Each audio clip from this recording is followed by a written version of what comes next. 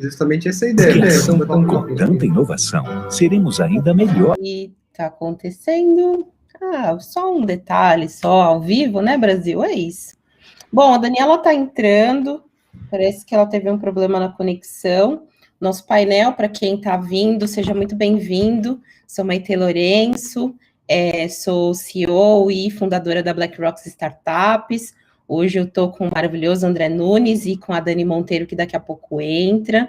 A gente vai falar sobre inteligência artificial e afrofuturismo. Acho que são pautas urgentes, necessárias, principalmente hoje, que é uma data muito simbólica. Acabou agora, recentemente, de ser queimado a estátua do Borba Gato aqui em São Paulo.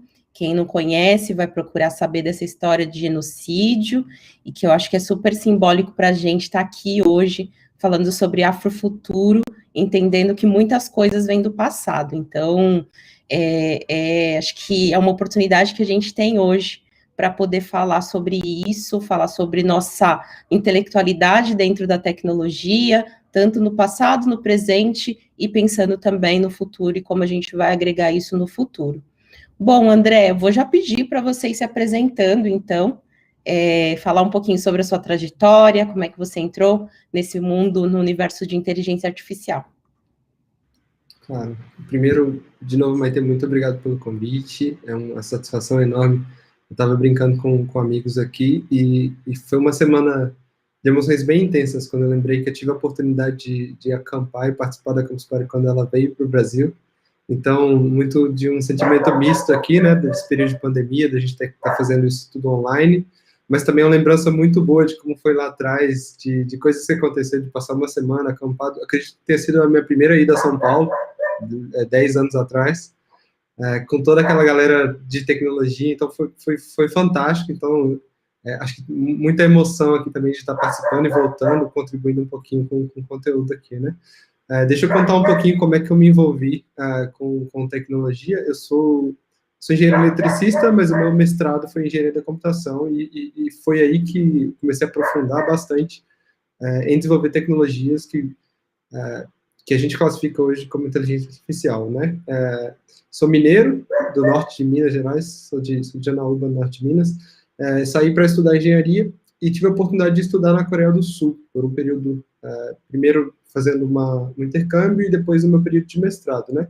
Então, o contato com a cultura sul-coreana e com o misto que existe no Oriente, né? Que sempre trazendo uma centralidade muito forte, mas servindo como uma base para poder construir todo o avanço tecnológico, né? Então, a gente olha para as nações mais bem desenvolvidas do ponto de vista de conectividade, inteligência artificial, mas que tem um fundamento muito forte na disciplina ancestral que eles têm, né? Então, acho que aprendi bastante ali, e aí, como engenheiro, eu tive a oportunidade de colocar em prática algumas dessas tecnologias. Tive a oportunidade até de fazer alguns eventos com a própria Maite aqui, a convite dela, tentando eu diria que popularizar e democratizar um pouco mais o entendimento que a gente tem do que é inteligência artificial, né? Então, hoje eu trabalho como consultor, focado em desenvolvimento de software, em transformação digital, mas sempre estou desenvolvendo projetos pessoais, sempre estou participando de eventos onde eu possa compartilhar um pouco desse meu conhecimento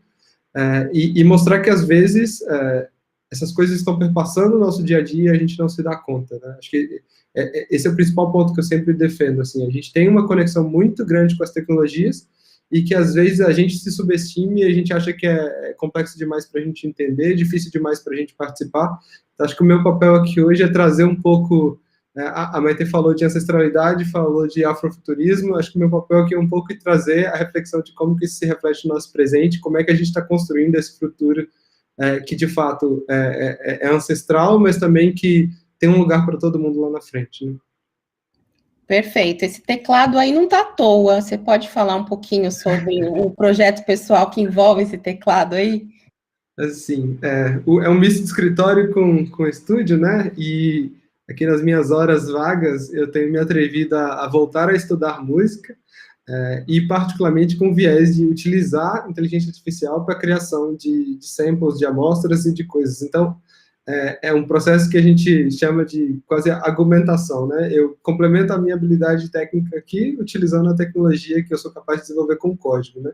Esse está engatinhando ainda, depois eu conto para vocês resultados e tudo mais, mas é uma interseção muito interessante, né? Porque a gente fala de como a tecnologia vai se desenvolver, e eu, André, particularmente acredito muito nessa complementaridade, né? A gente tem que sim ter um cuidado com se posicionar e entender quais vão ser os empregos do futuro, como é que os profissionais vão se reinventar, mas eu acredito muito que vai ter sempre um lugar para as pessoas se posicionar, e sempre usando a tecnologia, usando a inteligência artificial, os robôs e etc., para fazer aquelas tarefas que a gente não conseguiria fazer, ou complementar aquilo que a gente já faz muito bem, né? Acredito bastante nisso, e acho que o meu projeto pessoal aqui é um pouco prova e um pouco esse exercício de mostrar que isso já existe no nosso dia a dia.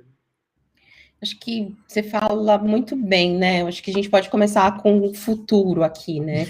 A gente traz muito essa visão de que a gente tem que aprimorar os conhecimentos, tem que abrir mão de muitas coisas para poder se encaixar, né, nessas profissões do futuro.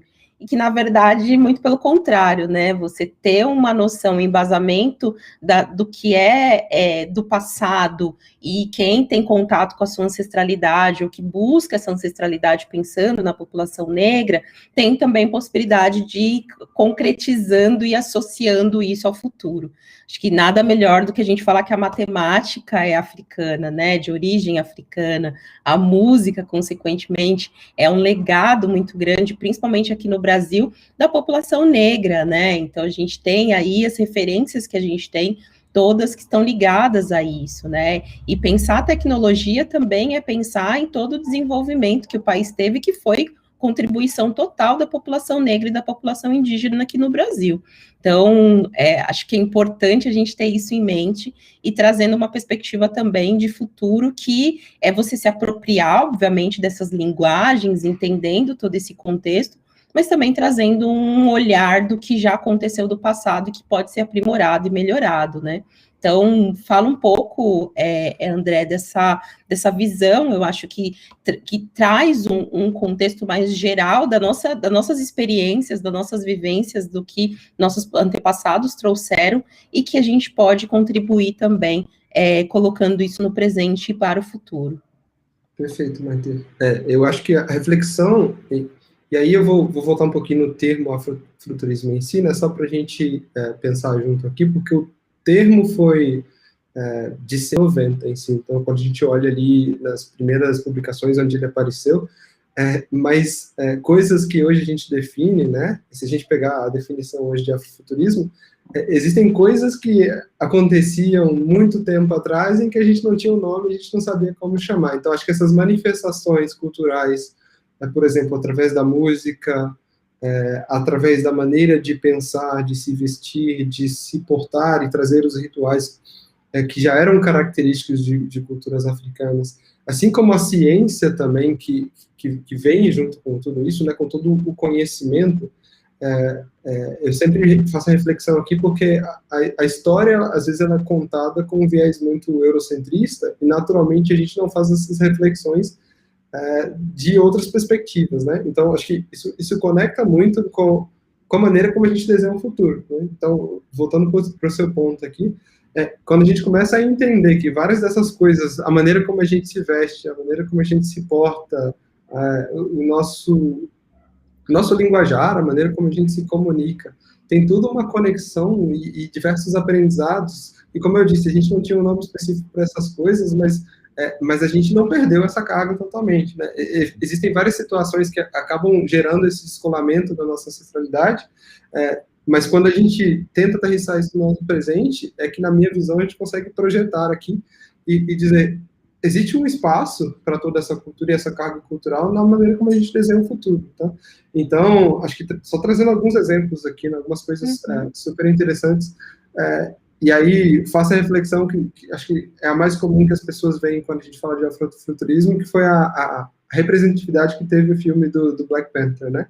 E particularmente, eu tenho um olhar muito interessante, porque eu acabo olhando mais para o papel que as mulheres têm naquele filme, especificamente a princesa, a irmã do T'Challa, a irmã do Pantera Negra, porque ela é uma princesa que a pessoa da tecnologia, ela é o CTO de Wakanda, se eu puder dizer assim, né? E eles demonstram de maneira muito clara que existe como a gente desenhar um futuro que faz toda essa conexão com as coisas que a gente viveu, com a nossa cultura, que a gente não precisa, para ser avançado tecnologicamente, se descolar daquilo que a gente é. Né? E isso, para mim, é um vislumbre fantástico aqui, porque isso significa que tem espaço para todo mundo, para toda a história, da maneira como a gente desenha o futuro. Né? Então, a gente vai entrar um pouco mais nas discussões aqui de o que é esse futuro, mas eu estou falando das tecnologias mesmo, da maneira que a gente faz design das coisas. Por que os nossos designs futurísticos têm que ser preto, branco e cinza? Por que eles não são coloridos e contrastes que representam as nossas culturas, das mais diversas? Né? Então, essas reflexões acabam vindo em pauta quando a gente pensa em como conectar esses três tempos. Né? Perfeito. A gente estava falando de espaço, de dar essas mulheres da tecnologia, e aí entra a diva, Daniele. Seja bem-vinda, minha querida. Gente, super obrigada. Eu tô assim, cara, é muito bom estar aqui com vocês. E para falar de um assunto que é tão sim, mas trazer uma mulher e mostrando que tanta coisa depende dela, é possível que uma mulher seja tão genial e assim, as sacadas, ela é extremamente irônica, ela é extremamente necessária em vários momentos. Falando de tecnologia, então, assim, eu falo que se eu que desejei ser uma princesa, eu quero ser a princesa Shuri. Então, eu falo já para todo mundo que os meus enteados, eu falo, quando eles falam, tia, você é uma princesa, eu falo, princesa qual? Né? Porque eu já quis ser a princesa Tiana, agora eu quero ser a princesa Shuri. E a tecnologia, ela deveria estar muito mais presente na nossa vida. Porque quando a tecnologia ela não faz parte do dia a dia, do conhecimento do povo negro, ela passa a ser uma ameaça. Então, elas nos colocam em risco de várias formas, em vários momentos diferentes. Então, isso é extremamente. Por isso que essa conversa é tão necessária. Porque quanto mais gente souber, quanto mais gente entender, quanto mais gente. Porque a gente pensa em inteligência artificial, quando eu era criança, eu queria falar disso. A inteligência artificial, para mim, ela tinha muito a ver com criar um robô. Né? E como eu sempre fui um bicho preguiça, eu queria criar um robô para lavar louça para mim e para poder responder para as pessoas de um jeito que eu não podia. E aí até que chegou um momento que meu pai, eu pedi um dia para ele para construir a Super Vicky, que era um seriado dos anos 80, e ela era muito, assim, tipo, muito sarcástica, ela dava umas respostas muito mal educadas, e eu pensava, cara, se eu responder assim, eu vou apanhar. Então, se eu tivesse alguém que pudesse responder assim para mim, era o ideal. E meu pai falou: quando você crescer, você vai poder construir uma Super Vicky. E eu cresci, gente, é tudo mentira, não consigo construir uma Super Vicky, né? O máximo que eu consigo é criar alguns algoritmos de inteligência artificial que estão bem longe de poder lavar a louça e responder e ter uma super força e trabalhar para mim. Nada disso se concretizou. Mas é assim um super prazer estar aqui com vocês para tocar em tantos assuntos assim que são apaixonantes, desesperadores, tudo isso ao mesmo tempo. Necessários, né? Necessária discussão, né? Necessários. Perfeito a sua fala, Dani. Eu já vou aproveitar e pedir para você se apresentar, contar um pouquinho para quem está assistindo quem você é. Olha, gente, eu acho que eu sei, né? Eu entrei na tecnologia totalmente por acaso.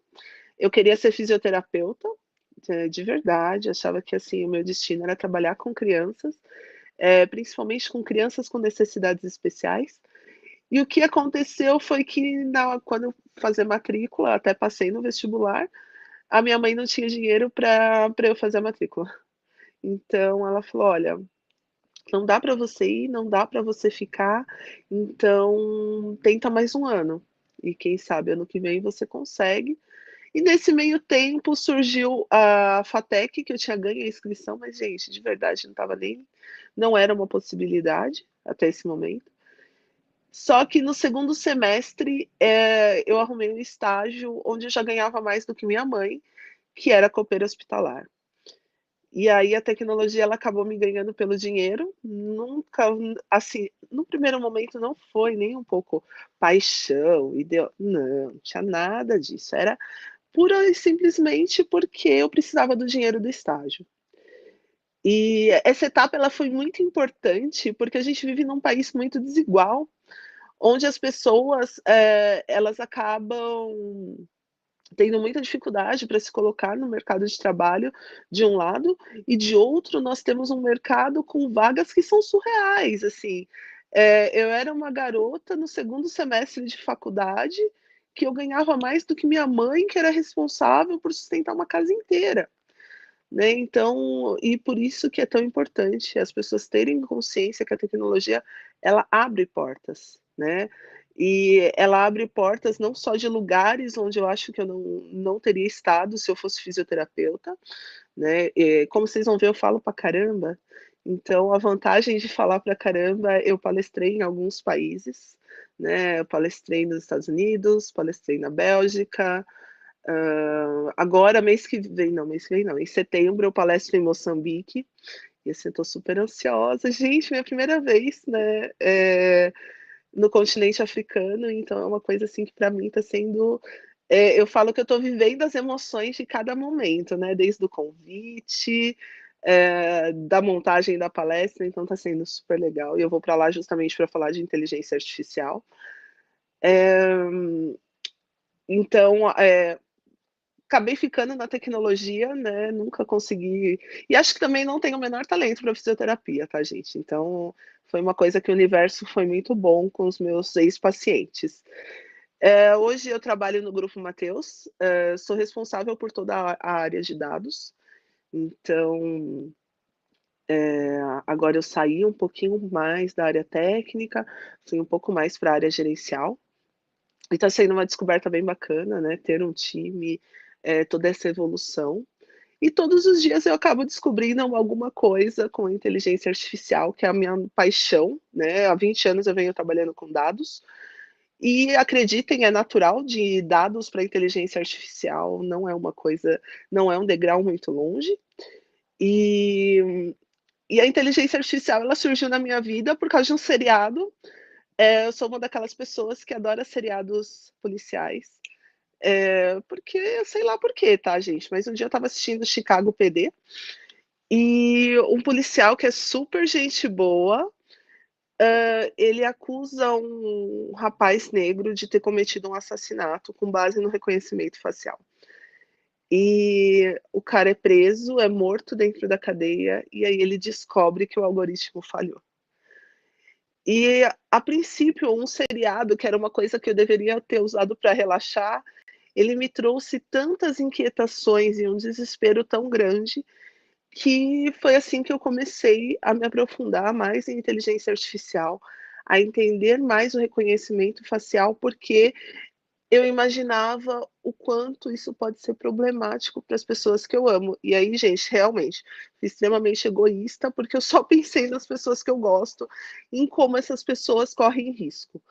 E aí depois eu comecei a pensar em quanta gente corre risco, né, em quanta e aí todos os dias tem uma notícia nova, hoje 20 estados já estão usando um algoritmo que é falho, né, e como que isso está sendo usado, como que isso pode trazer transtornos para a vida das pessoas. Então, foi nesse sentido que eu comecei a estudar muito mais sobre inteligência artificial, e eu já tinha feito mestrado em qualidade de dados, e aí quando eu falei sobre qualidade, eu pensei em muita coisa que tinha a ver com a utilização de dados, com como as empresas estavam usando os dados, mas eu não tinha pensado no quanto a diversidade é importante para a qualidade dos dados, no quanto eu preciso de dados com outras dimensões de qualidade para que a inteligência artificial ela possa realmente ser justa, para que ela possa realmente ser usada. Então, foi assim que a inteligência artificial entrou na minha vida. Agora também, né, no Grupo Mateus, a gente tem diversas iniciativas incríveis, E o que ajuda é que o viés social me ajuda a não me empolgar tanto com as soluções que aparecem, já que elas podem ter algum viés ou elas podem ser um pouco mais problemáticas do que a gente está vendo, assim, a princípio, né, vai muito além do lucro. E acho que essa sou eu, gente, eu sou a pessoa que ultimamente se preocupa mais e estuda muito mais pela preocupação do que pela aplicação no mundo comercial, no mundo corporativo. Maravilha, Dani, obrigada mesmo pela sua presença aqui, o André também, acho que mais que nunca se faz necessário a gente falar.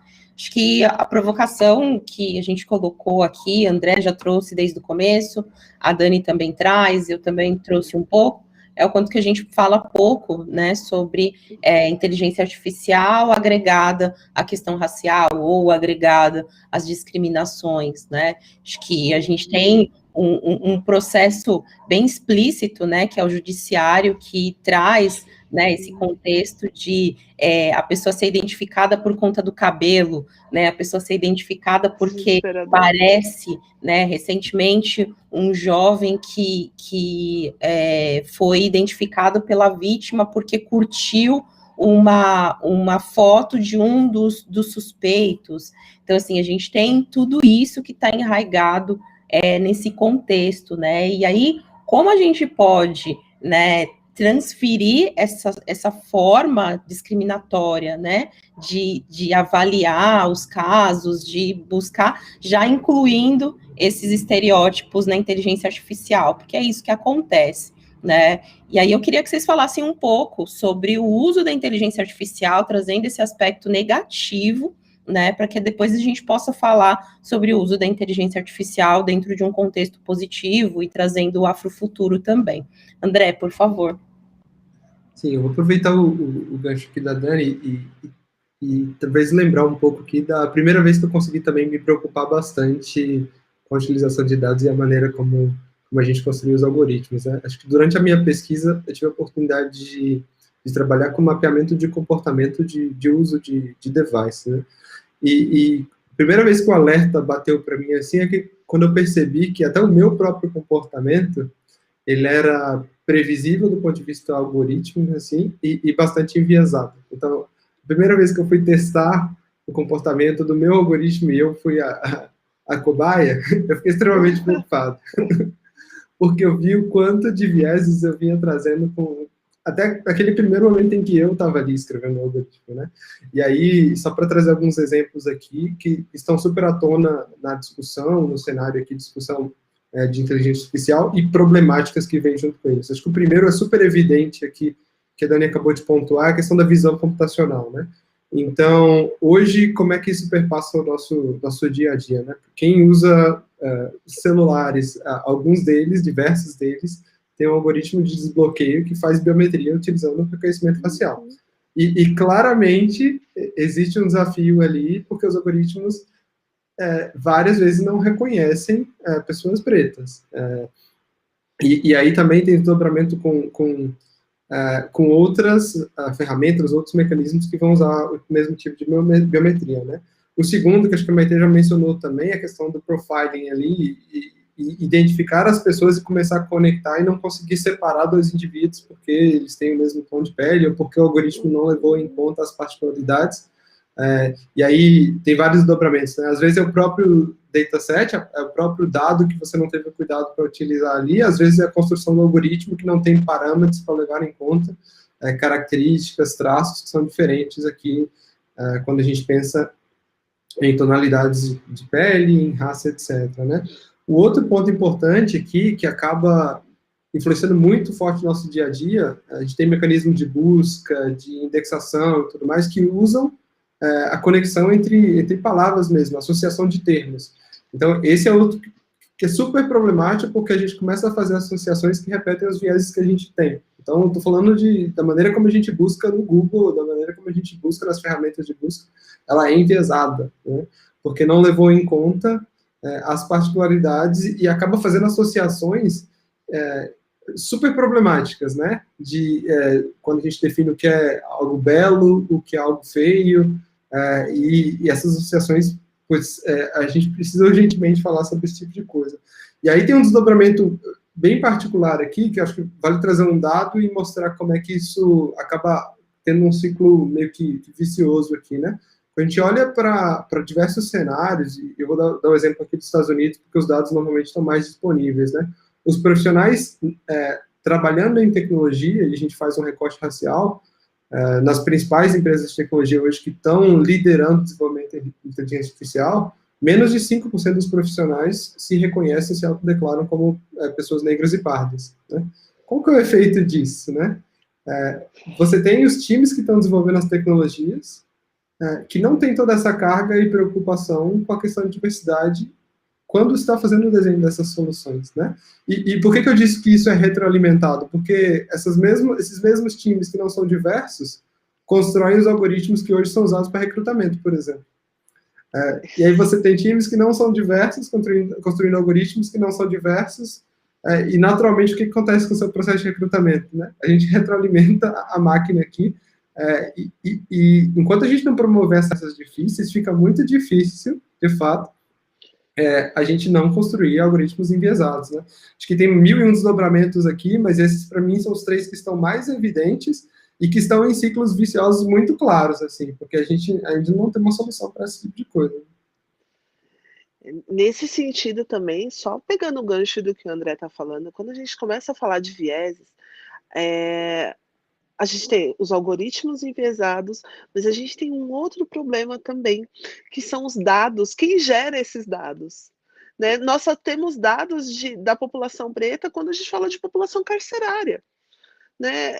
Nós não temos dados de pessoas pretas quando eu estou falando, por exemplo, do que é bonito, do que é belo, da tecnologia que está sendo descoberta, dos nossos rostos, dos nossos traços, eles não são, porque não fomos nós que geramos esses dados.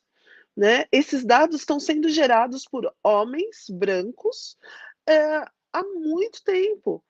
Então, quando eu começo a falar, o que é inteligência artificial na realidade? Inteligência artificial eu dou uma quantidade enorme de dados para que um algoritmo execute tarefas para as quais ele não foi diretamente programado. Então, o que ele vai fazer? Dentro desses dados, ele vai identificar padrões, com base nesses padrões, ele vai executar tarefas de forma cada vez mais rápida. Esse é o aprendizado. E aí eu não tenho dados de pessoas pretas, né? Eu começo a dar para o algoritmo poucos dados, e aí por isso que toda pessoa preta é parecida. Por quê? Porque a quantidade de dados é muito pequena. Então, a descoberta de padrões está numa massa que é pequena.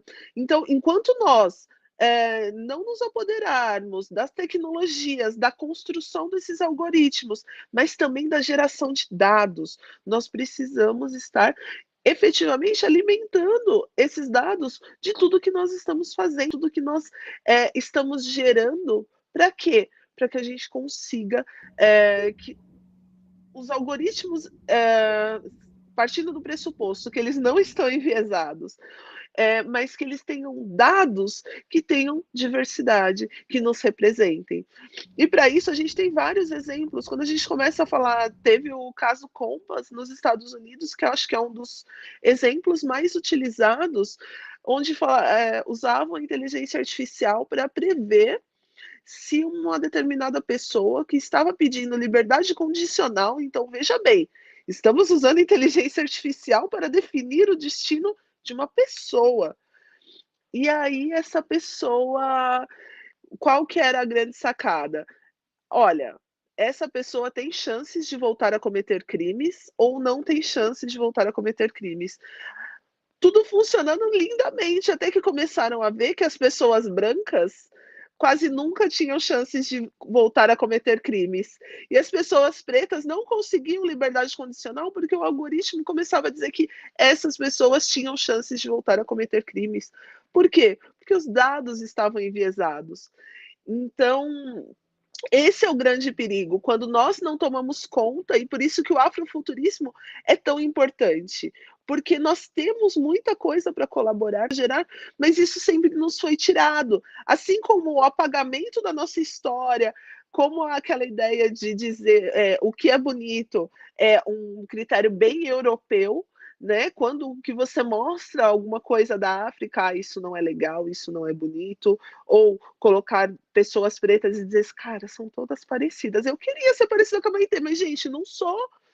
Então, esse tipo de coisa só vai mudar quando a gente mudar a nossa postura, e quando a gente estiver mais próxima da tecnologia, a ponto de dizer: "Não, nós vamos assumir a tecnologia, nós vamos gerar os algoritmos, mas nós também vamos gerar os dados". E quando a gente tem conhecimento que esses vieses, eles podem impactar negativamente na vida de uma pessoa, a gente começa a tomar mais cuidado com eles, né? A gente começa a dizer, por exemplo, olha, um jovem foi preso na Bahia e o algoritmo de inteligência artificial errou. Qual que é além do uso indevido, né, do reconhecimento facial, que para mim isso já bastaria, o advogado dele precisa saber que isso não está correto, ele precisa conseguir se defender. Então, a tecnologia agora, ela sai do âmbito onde ela está com a Dani ou com o André, que trabalham com tecnologia. Ela entra num âmbito social para que as pessoas saibam onde elas estão ameaçadas e onde elas vão ser beneficiadas também. Né? O que eu posso simplificar, o que eu posso automatizar? Olha o tanto aí, falando, por exemplo, do BlackRock, olha o tanto de startups negras que poderiam estar fazendo um trabalho, talvez, tendo cada vez mais lucro, se tivesse utilizando de outras formas a inteligência artificial. Então, é nesse ponto que a gente tem que chegar com a tecnologia, para entender onde ela nos ameaça, mas também onde ela nos beneficia, porque ela pode nos beneficiar de várias formas, desde que a gente tenha alguns cuidados. Perfeito, perfeito. Acho que do que você fala, Dani, só complementando, a gente tem o uso, né, dos dados que são disponibilizados na internet, né? E aí, quando a gente pensa desses usos, desses dados que são utilizados, primeiro que a gente não, no Brasil, ainda se tem uma grande resistência de se questionar a cor-raça das pessoas. E isso já distancia totalmente de entender quem é o público que está ali.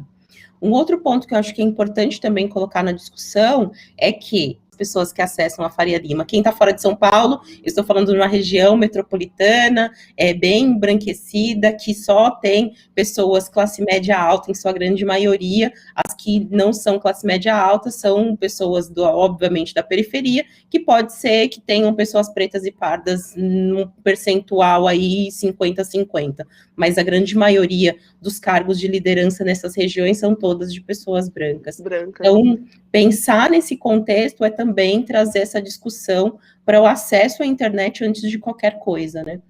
Isso é um ponto, André, eu juro que é rápido. Duas coisas aqui que você falou que eu me lembrei aqui.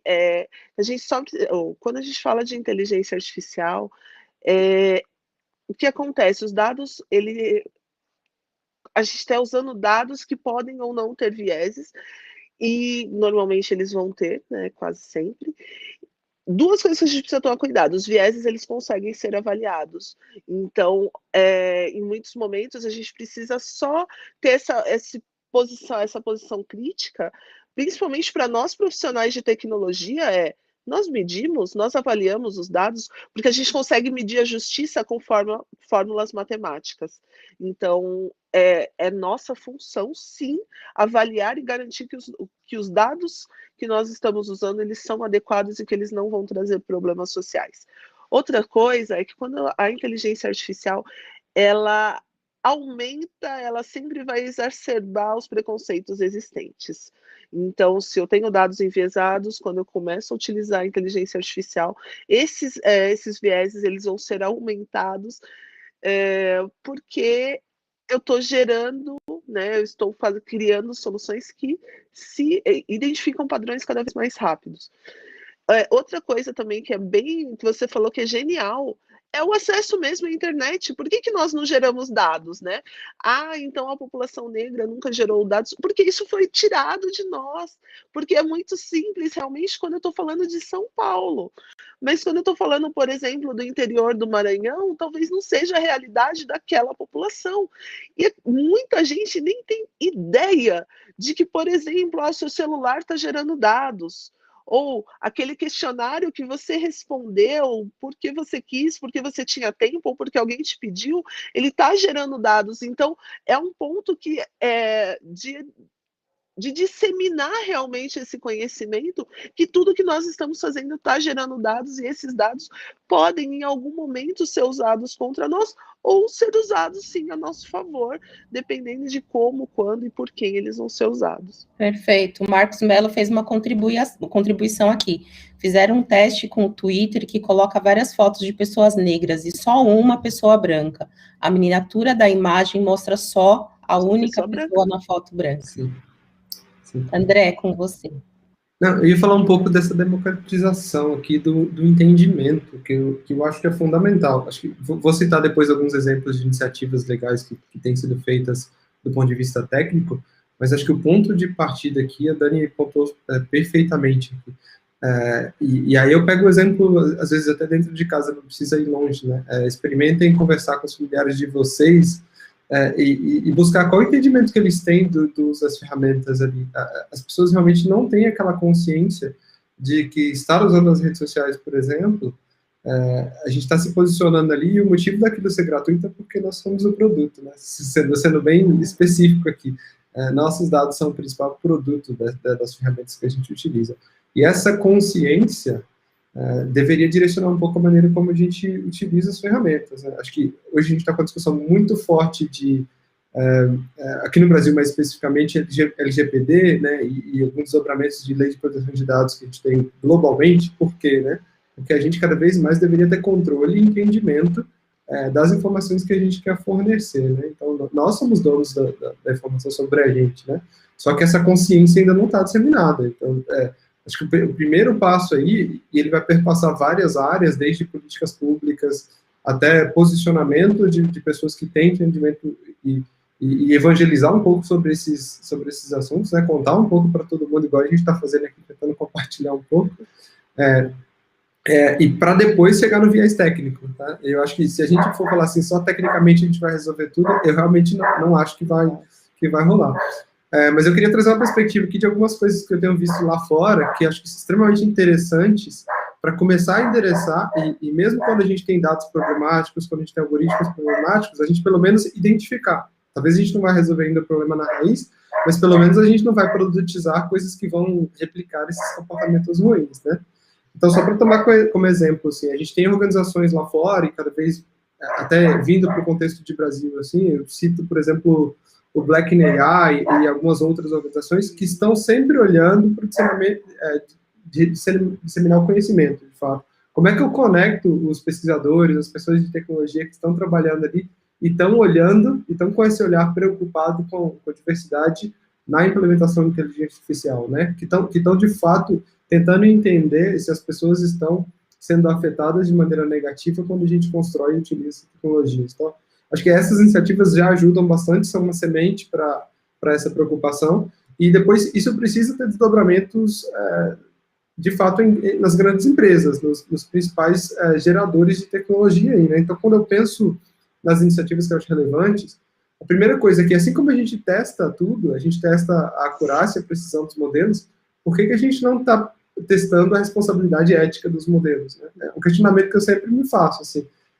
Por que a gente coloca critério para dizer se a precisão está acima da que a gente espera, se está gerando retorno financeiro assim como a gente espera, e a gente não está testando a responsabilidade ética daquele algoritmo, né?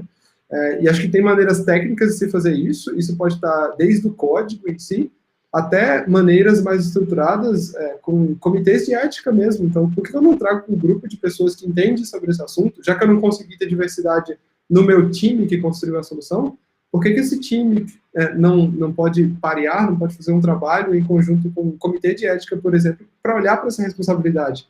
Não dá para a gente jogar um produto lá, abrir e deixar ele rodando, e ver o que acontece, né? Acho que a responsabilidade é muito grande aqui. Então, comitês de responsabilidade em inteligência artificial são uma iniciativa que eu tenho visto que está crescendo bastante internacionalmente, e eu acho que é uma das maneiras, não de resolver o problema na raiz, mas pelo menos de não deixar ele sair na ponta, né? Acho que já é uma primeira oportunidade. O segundo ponto, acho que são frameworks éticos mesmo. Eu falo frameworks que podem ser implementados ali dentro para fazer validações, né? Quais são os critérios? Quais são as 5, 10, 20 perguntas que a gente quer responder, a gente consegue responder de maneira subjetiva, mas depois traduzir isso na própria tecnologia para validar, né? Então, a parte de frameworks éticos vão ter vários desdobramentos, já tem alguns mais difundidos internacionalmente, mas são fundamentais. Só acho muito estranho que a gente, para tudo a gente teste, e para isso que é extremamente importante, a gente não faça. É interessante porque, por exemplo, um dia eu entrei numa discussão dessas, né? A pessoa que arruma encrenca, no caso eu, e aí me questionaram, falaram assim, tá, você trouxe um problema, agora traga a solução. E aí eu falei, tudo bem, gente, existem pacotes, e aí para o pessoal de desenvolvimento, por exemplo, o Fair Learning, que é um pacote Python, que, gente, é só importar, ele gera, inclusive, um dashboard mostrando, é visual, cara, se você tem alguma dimensão que está induzindo o seu modelo. Então, você tem um número, e que coisa mais engenharia do que um número para dizer o quanto o seu modelo é justo. E aí não é nada demais, porque aí não adianta, você vai falar assim, eu vou tirar então no meu formulário o atributo raça, porque eu estou sendo preconceituoso, tá, mas você está usando bairro, ou você está usando cidade, e naquela cidade todo mundo sabe que, por exemplo, no Salvador a população negra é muito maior. Então, a gente tem aí proxies, um atributo levando ao outro, vai muito além. E por que não usar um framework de código aberto que está aí disponível na internet e dizer, cara, tá 100%, né? Eu estou conseguindo. Não, mas já me dá uma ideia. E se não está 100%, eu, como desenvolvedora, eu posso sim contribuir, fazer um pull request lá e dizer, gente, vamos melhorar este ponto. Porque a partir do momento que todo mundo começa a colaborar, e aí vem a diversidade trazendo pontos de vista para uma ferramenta de código aberto, que pode sim trazer uma grande diferença. Porque se a gente testa tanta coisa, se a gente tem acurácia como uma dimensão de qualidade, por que não justiça? Né? E existem outros, a IBM também tem um framework que é bem legal, onde você consegue testar os seus atributos. Então, por que não usamos, né? Ou porque a adesão a esse tipo de pacote que não traz nenhum impacto, né? E que não deixa o seu projeto mais caro, por que ele não é usado? E aí traz um ponto, né, para a gente refletir, que é justamente o quanto muitas vezes a gente é isolado, né, da tecnologia, né? Em alguns lugares eu acredito ainda, estou numa fase muito otimista, né, que algumas pessoas não têm ideia do quanto isso é prejudicial, mas em outras, não, já temos, e por que não estamos usando? Né? Porque não é um padrão, porque não estamos divulgando, porque não estamos colaborando, porque essas iniciativas não estão crescendo cada vez mais. Já que, quando falamos do ponto de vista técnico, o código interessa e a entrega, o pull request faz tanta diferença, então vamos lá, vamos usar, vamos ver, vamos validar, vamos entregar e dizer, o meu modelo ele tem 60%, 80% de acurácia, mas ele também tem 70% de fairness, então é aceitável para o meu negócio, não é? Eu estou prejudicando a sociedade ou não? Estou trazendo um grande benefício porque eu estou considerando outros pontos de vista, né? Está na hora também da gente realmente usar, né, as ferramentas que nós temos e criar novas também.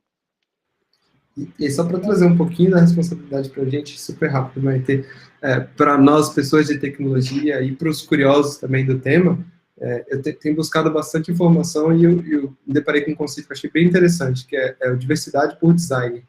Então, a gente não deveria se preocupar com isso lá na ponta depois que o problema já foi gerado. Exatamente, genial. É no genial. nascimento das soluções. Então, o que isso implica? Isso significa ter times diversos, ter código que leve em conta aspectos diversos e também ter validações que permitam, caso a etapa 1 e a etapa 2 não funcionem, isso não passe. Então, é realmente olhar para a construção da solução desde o início e diversidade por design. Perfeito. Nossa, a gente está aqui falando várias coisas que eu acho que é super importante.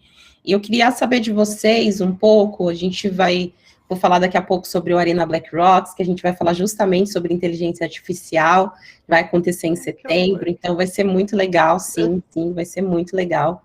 E eu queria saber de vocês sobre a formação, né? Acho que não precisa citar nomes de escola, se vocês não se sentirem, mas que tipo de formação que é possível, né, para transformar essa, pelo menos minimamente, ter mais pessoas para ter essa mudança, né? Então, como é que vocês enxergam isso e principalmente, tipo, trazendo exemplos de situações, até mesmo práticas e muitas vezes em casa, que a pessoa pode iniciar algum tipo de formação ou de conhecimento. O André já trouxe algumas iniciativas, acho que agora é a gente falar um pouquinho sobre o que tem no mercado. Eu acho que temos muita coisa. A inteligência artificial, ela vem junto, ela foi também viabilizada nesses últimos anos com o advento da cloud. Por quê? Porque agora eu não me preocupo mais com a infraestrutura. Eu contrato a infraestrutura na cloud do jeito que eu preciso. Isso traz o perigo da facilidade. Então, eu tenho muitos, entrando naquele tema bem espinhoso, mas o que acontece? Eu arrasto uma caixinha e digo, aqui tem reconhecimento facial e magicamente ele funciona. Esses são alguns problemas de termos algoritmos de caixa preta, porque eu não sei o que ele faz, não sei com que dados ele foi testado, não sei com que dados ele foi treinado, mas ele funciona para muitas situações. O que eu tenho aconselhado muito para quem quer conhecer, para quem quer entrar nessa área, tem muito curso gratuito. Então, tanto a Microsoft, quanto a Google, quanto a Amazon, tem produtos mais simples de utilizar a inteligência artificial, tem treinamentos gratuitos para que a gente comece a conhecer. E aí o cuidado da visão crítica, de não sair utilizando o que você realmente não entende, mas já é um grande passo para que você entenda a infraestrutura, para que você entenda o que você tem à sua disposição. Num segundo momento, e aí eu acho que sim, depois que você passa por essa fase inicial, você precisa entender os algoritmos, sim, você precisa entender como que esses dados são gerados, então conhecimento de base de dados é importante, o conhecimento dos algoritmos, o conhecimento das métricas de qualidade também é extremamente importante. André? Não, e só para conectar com esse ponto, né, acho que além de dar os primeiros passos por conta própria, no segundo momento onde você falou assim, eu quero me envolver com essa discussão, entendendo aqui como é que a gente previne os viés, etc., eu acho que a gente tem grupos, tanto fora do país quanto aqui, que estão olhando para desenvolvimento de código, e aí pode ser com viés de software, pode ser com viés de dados, e com conhecimento básico, você vai ver que tem muitas pessoas dispostas a discutir, né? Então, eu não vou mencionar para não esquecer a maioria deles, mas não é difícil achar grupos que estão envolvidos e trazendo como discussões em meetups, em sessões que estão acontecendo aí mensais ou bimestrais, sempre esses temas para discussão. E realmente acho que a primeira barreira de entrada, como a Dani pontuou aqui, é conhecimento básico sobre os algoritmos, e tem várias ferramentas hoje que vão te dar essa fundação, né? Uma vez que você tiver isso, eu acho que a sua inserção nesses grupos vai ajudar aos passos seguintes. Maravilha, gente. Então, agora vocês têm mais do que nunca um grande convite que a gente vai fazer agora. Então, é a primeira vez publicamente que a gente vai falar sobre a Arena Black Rocks. Estão falando aqui, neste momento. Então, me sinto muito feliz de estar com a Dani, que foi palestrante do ano passado, o André também, que já hoje é curador da Arena Black Rocks desse ano. A gente vai fazer um festival de 28 a 30 de setembro, lá no site arenablackrocks.com.br, para que as pessoas saibam sobre inteligência artificial, para que elas possam entender um pouco mais sobre inteligência artificial. O nosso festival traz a perspectiva de levar a população negra para o centro, para o protagonismo no evento. Então, a grande maioria dos palestrantes são pessoas negras. Então, você vai ter possibilidade de conhecer ou até mesmo aprimorar um determinado conhecimento por uma pessoa negra falando sobre aquele tema. O bom de tudo isso é que a gente não só pauta a questão racial, nesse Arena a gente vai falar sim sobre algoritmos racistas, trazer justiça algorítmica, então a gente vai falar bastante sobre esses temas, mas principalmente trazer uma perspectiva muito grande sobre como a gente pode cada vez mais se apropriar desse conhecimento que é a inteligência artificial. Então tá todo mundo muito, muito convidado, fico muito feliz de poder falar que o André está com a gente. Dani, você mais que nunca está extremamente convidada para palestrar para a gente, para falar sobre esse tema que é extremamente urgente, e a gente fica muito feliz de poder falar num ano que é extremamente importante sobre inteligência artificial, trazendo essa perspectiva da população negra. Então, acho que é a contribuição que o BlackRock oferece para falar sobre Afrofuturo, né, trazendo essa perspectiva tanto de formação, de informação e também de aprimoramento, que é o que a gente deseja muito. Então, fica aqui já o convite para quem está assistindo, para estar com a gente de 28 a 30 de setembro, tá? E agora eu vou deixar que vocês falam as últimas palavrinhas, a gente tem 2 minutos e o pessoal aqui, eles cortam a gente, então vou pedir para vocês serem bem breves e encerrar. Então, muito obrigada, gente. Gente, super obrigada, não percam a Arena Black Rocks e beijo para todo mundo. Obrigado, Maitê, obrigado, Dani, foi um prazer, de verdade, super emocionante estar aqui com vocês. E, pessoal, não deixem de lado essa responsabilidade que a gente tem com o desenvolvimento de tecnologia. Espero vocês na Arena Black Rocks também, tá? Gente, obrigada, Campus Party, mais uma vez, um painel da Black Rocks para nós, então, valeu pela oportunidade e conto com vocês lá no Arena, galera, beijo. Tchau, tchau.